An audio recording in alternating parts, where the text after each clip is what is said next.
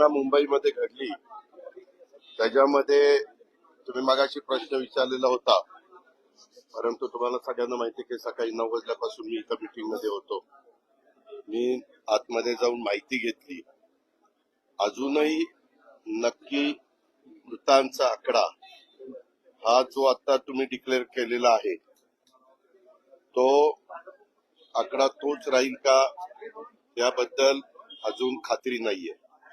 कारण जखमीची संख्या पण आहे. मध्य रेल्वे वरील मुंब्रा स्थानकाजवळ आज सकाळी 9 वाजता 9:30 वाजताची गोष्ट आहे ती. भयंकर रेल्वे दुर्घटना घडली.